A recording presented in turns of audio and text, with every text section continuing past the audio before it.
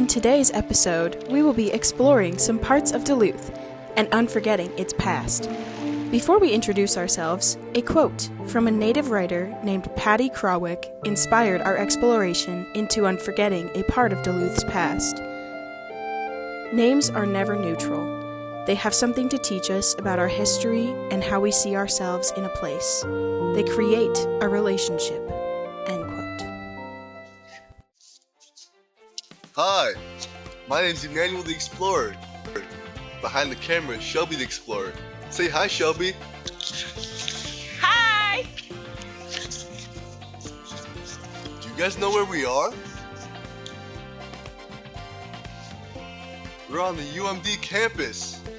This is supposed to be a statue near us. Do you guys see the statue?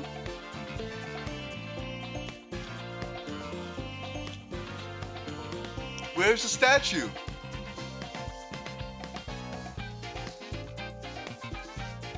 There it is. Wow.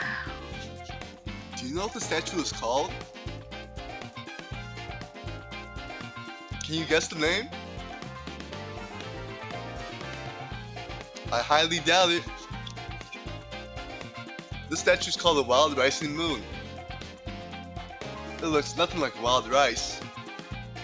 Here's what wild rice looks like.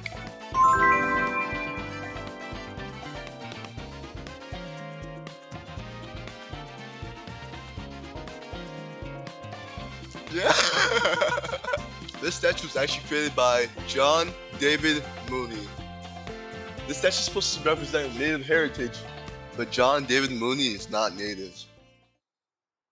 Why do we point out that the Wild Rising Moon sculpture was not created by a native individual? While this sculpture appears to be made with good intentions, with the intent to acknowledge native heritage in the city of Duluth, the problem lies with the interpretation of native people by whom the sculpture was created by. When you look at this sculpture, you will not infer that it is an homage to the native people of this land. The materials consist of refined metals, a staple in the Industrial Revolution. The patterns of the sculpture do not follow traditional native patterns, nor does the imagery make it clear of its intentions. While it is important that we no longer use stereotypical imagery of native heritage, it is important that natives are the ones who depict how they want to be unforgotten, as their interpretation of themselves and their heritage is far more potent than John David Mooney's interpretation. Mooney's intentions were honorable, but his interpretation of Native Americans and the materials and patterns utilized do not represent native heritage. It conceals it. This quote by Adam Barker and Emma Battell reminds us that colonization is a system so ingrained in our psyche that we can uphold colonial ideas while trying to do the very opposite.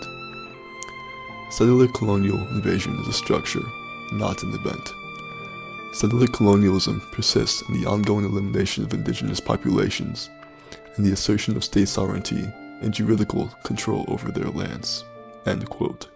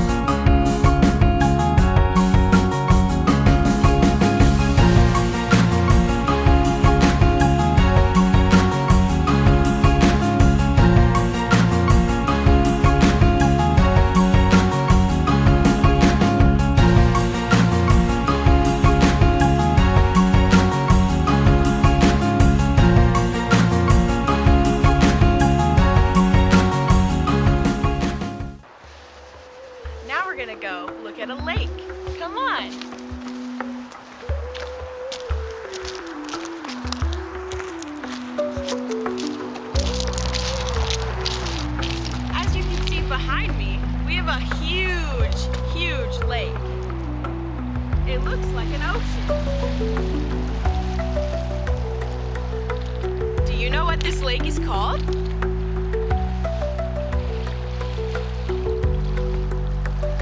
We call it Lake Superior. Do you actually know its true name, though? It's called the Lake of Gitchagumi, which is the largest freshwater lake, and its coastline is longer than the east coast of the United States. Isn't that cool? Another fun fact is that Lake Superior, or Lake Gitchagumi, is the largest freshwater lake in the entire world. That's pretty cool.